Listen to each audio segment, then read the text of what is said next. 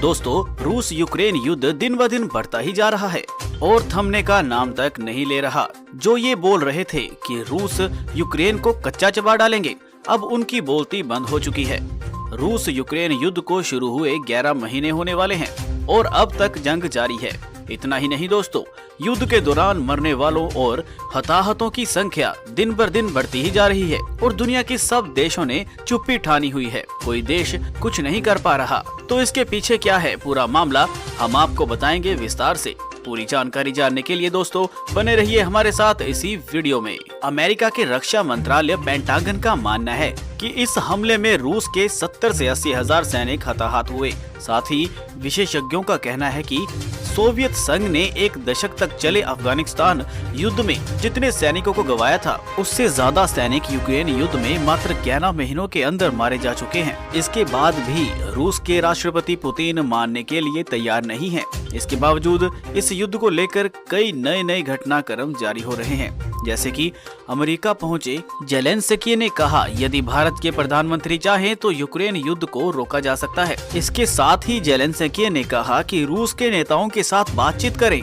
और युद्ध को रोकने में सहायता करें। खबरों की माने तो भारत के पीएम मोदी के उस बयानबाजी से एक बार फिर से सहमति जताई है, जिसमें उन्होंने कहा था कि आज का युग युद्ध का नहीं है। हम उनसे इस सिलसिले में कई बार बात भी कर चुके हैं कि डेमोक्रेसी और डिप्लोमेसी ये बातें ऐसी हैं जिससे दुनिया को स्पष्ट करती हैं। और साथ ही अमेरिका ने कहा कि भारत जैसे देश जिनके रूस और यूक्रेन दोनों के साथ अच्छे रिश्ते हैं, दोनों देशों के बीच जंग को खत्म करवा सकते हैं। ये सब बात मोदी ने रूस के राष्ट्रपति को बोली थी। दूसरी ओर अमेरिका कहता है कि भारत जैसे देश जिसके रूस के साथ और यूक्रेन के साथ भी दिल से नाते जुड़े हुए हैं, दोनों देशों के बीच जंग को खत्म करवा सकते हैं। अमेरिका के देश विभाग के प्रवक्ता प्राइस ने बता दिया, जिसमें कहा कि रूस यूक्रेन लड़ाई के मसले में अपने सभी सहयोगियों के साथ है, जिसमें भारत भी शामिल है। सुनिए क्या कहा अमेरिकी प्रवक्ता प्राइस ने। Are engaging very closely with all of our allies and partners around the world on the question of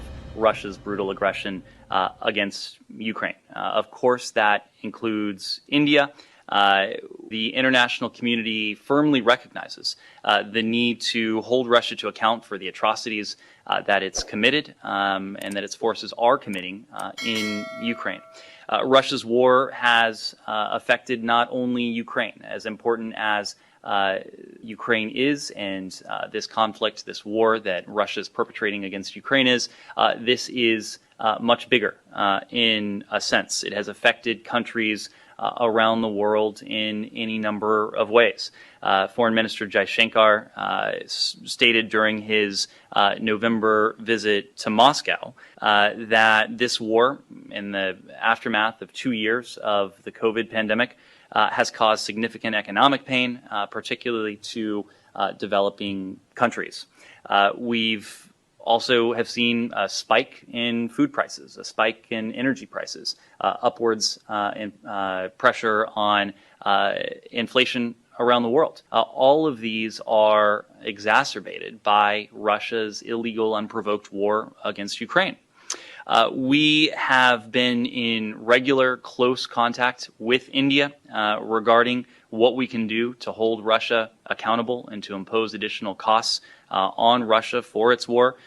We may not always share precisely the same policy approaches, but we both share a commitment to upholding a rules-based international order that respects territorial integrity and sovereignty. That is at the heart of our global strategic partnership with India. It is at the heart of what we seek to do with the Quad, with the other bilateral and multilateral work we do with our Indian partners. We agree very much with India that the restoration of an enduring peace in Ukraine is essential. This is the same message that President Zelensky himself has issued.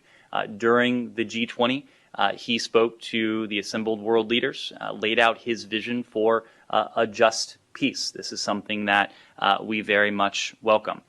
We do welcome India's support for the people of Ukraine. India has provided humanitarian assistance and calls by India for an immediate end to Russia's brutal war against Ukraine.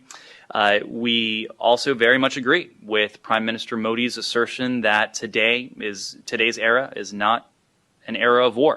Of course, that was a comment that was echoed at the G20. We've heard that comment at the UN as well. And we do believe that countries like India, countries that have a relationship with Russia and with Ukraine, may be in a position to help bring about dialogue and diplomacy that could one day put an end to this war. I say one day, and I put this in the conditional, because there is one country that, of course, has demonstrated no willingness to put an end to this तो war. आपने सुना ना दोस्तों, क्या बोल रहे हैं price साहब। अगर आप ये सब नहीं समझते तो हम आपको अपनी मातृभाषा हिंदी में बताते हैं। नेट प्राइस बोल रहे हैं कि हम यूक्रेन के खिलाफ रूस की आक्रामकता के सवाल पर भारत समेत सभी सहयोगियों तथा भागीदारियों के साथ बहुत नजदीक से बातचीत कर रहे हैं। पूरी दुनिया यूक्रेन में हो रहे अत्याचारों के लिए रूस को जवाबदेह ठहराने की जरूरत को मजबूती से स्वीकार कर रहा है। रूस को जवाबदेह ठहराने के लिए क्या कहा जा सकता है, इसे लेकर हम लगातार भारत के संपर्क में हैं। दोनों देश एक नियमों के आधारित अंतर्राष्ट्रीय व्यवस्था को बनाए रखने के लिए प्रतिबद्धता को साझा है, जो देशों की अखंडता और संप्रभुता का सामना करती रहती है, और ये भारत के साथ हमारी वैश्विक रणनीति साझेदारी के केंद्र में है। नेट प्राइस ने आगे कहा कि हम भारत से सहमत हैं कि यूक्रेन में अब शांति बहुत जरूरी है। अगर हमने यूक्रेन का साथ ना दिया तो वह देश मिट्टी में मिल जाएगा। रूस यूक्रेन युद्ध के चलते बीच संवाद और कूटनीति स्थापित करने में अहम योगदान दे सकता है, जिसकी वजह से एक दिन युद्ध खत्म हो जाएगा। दोस्तों, आपकी इस खबर को लेकर क्या राय है? आपकी जो भी राय है वो आप हमें नीचे कमेंट बॉक्स में कमेंट करके बता सकते हैं। हम इसी तरह की वीडियोस अपलोड करते रहते हैं। दोस्तों, आप हमारे चैनल को सब्सक्राइब कर सकते हैं और साथ में दिए गए बेल आइकन पर भी क्लिक कर सकते हैं। यहाँ तक बने रहने के लिए धन्यवाद। तो अब मिलते हैं दोस्तों अगली नई वीडियो में एक नई खबर के साथ। दोस्तों, भगवाधारी योगी आदित्यनाथ से कुछ ऐसे मिले अंबानी, ना अकड़ ना भोकाल।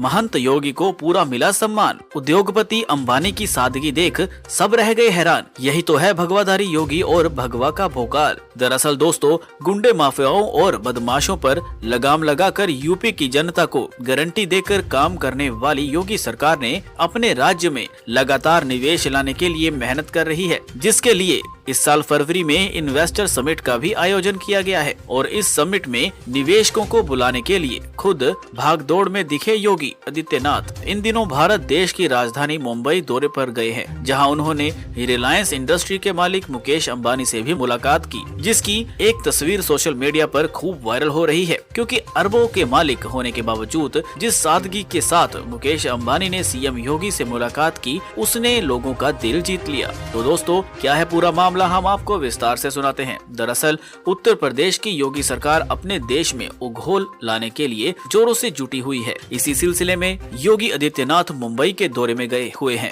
जहां पे वो लगातार उद्योग जगत के लोगों से मिल रहे हैं, उनसे बातचीत कर रहे हैं। इसी दौरान योगी आदित्यनाथ ने रिलायंस इंडस्ट्री के चेयरमैन मुकेश अंबानी से मुलाकात की है, और ये मुलाकात मुंबई के ताज होटल में हुई है। सीएम योगी ने इस मुलाकात के दौरान मुकेश अंबानी को उत्तर प्रदेश में निवेश करने के लिए आमंत्रण दिया है। तो वहीं मुकेश अंबानी ने भी योगी आदित्यनाथ को बुके देकर उनका स्वागत किया, जिसके बाद दोनों की एक तस्वीर सोशल मीडिया पर तेजी से वायरल हो रही है। इस तस्वीर में एक तरफ भागीदारी योगी आदित्यनाथ चेयर पर बैठे दिखाई दे रहे हैं, और दूसरी तरफ अरबों खरबों के मालिक मुकेश अंबानी बैठे हुए, और वो भी बड़े सादगी भरे अंदाज में। हिंदुस्तान की सबसे अमीर हस्तियों में से एक होने के बावजूद मुकेश अंबानी में ना ही कोई अकड़ नजर आई और ना ही कोई भोकाल। एक आलीशान कुर्सी के किनारे पर बड़े ही नरम स्वभाव में बैठे मुकेश अंबानी नजर आए। इसके साथ ही योगी महंतव आदित्यनाथ को सम्मान भी दे रहे हैं, क्योंकि सीएम योगी होने के साथ साथ योगी आदित्यनाथ गोरखनाथ मंदिर के महंत भी हैं। शायद यही मुख्य वजह है जो सोशल मीडिया पर यह तस्वीर तेजी से वायरल हो रही है, जिस पर लोग कई तरह के अपने अपने विचार कमेंट के जरिए लिख रहे हैं। राजेंद्र सिंह के एक यूजर ने लिखा, अंबानी के बैठने का तरीका बता रहा है, योगी के पद से ज्यादा भगवा का सम्मान करते हैं। सुमित नाम के यूजर ने ट्विटर के जरिए बोला था कि जैसे मुकेश अंबानी बैठे हैं वह उनकी सादगी बता रही है। वहीं एक और यूजर ने लिखा है, मुकेश अंबानी झुके झुके आधे सोफे पर क्यों बैठे हैं। सुचित नाम के एक यूजर ने लिखा, मैं इन दोनों में से किसी का भी फैन नहीं हूँ, लेकिन ये देखना सराहनीय है कि वह अरबोंपति होने के बावजूद भी नरम और साधारण है। साथ ही और यूजर लिखता है कि महाराज जी के तेवर ही कुछ अलग हैं। राजा हो या रंक, सभी को एक जैसा व्यवहार सम्मान। एक सन्यासी के आगे दुनिया के सबसे अमीर लोगों में शामिल एक आदमी की बॉडी लैंग्वेज देखी बाबा के लिए रिस्पेक्ट अपने आप ही आ जाते हैं। योगी आदित्यनाथ और मुकेश अंबानी की इस मुलाकात को देखकर जनता कुछ इस प्रकार से अपनी विचारधारा दे रही है। आपको बता दें कि दरअसल ये मुलाकात यूपी में निवेश को लेकर की गई। इसी दौरान योगी ने उन्हें फरवरी में यूपी में होने वाली इन्वेस्टमेंट समिट में आने का न्योता भी दिया। योगी सीएम ने रिलायंस के इंडस्ट्री के मालिक मुकेश अंबानी के साथ साथ उद्योगपति कुमार मंगलन बिरला से भी मुलाकात की है और उनसे भी निवेश के मुद्दे पर चर्चा की है। दोस्तों, आपकी इस खबर को लेकर क्या राय है? आपकी जो भी राय है वो आप हमें नीचे कमेंट बॉक्स में कमेंट करके बता सकते हैं। दोस्तों, हम इसी तरह की वीडियोस अपलोड करते रहते हैं। आप हमारे चैनल को सब्सक्राइब कर सकते हैं और साथ में दिए गए बेल आइकन पर भी क्लिक कर सकते हैं। इससे आपको हमारी वीडियो की नोटिफिकेशन सबसे पहले मिल जाएगी। तो दोस्तों, यहाँ तक बने रहने के लिए धन्यवाद। चलिए देखते हैं एक और बड़ी खबर।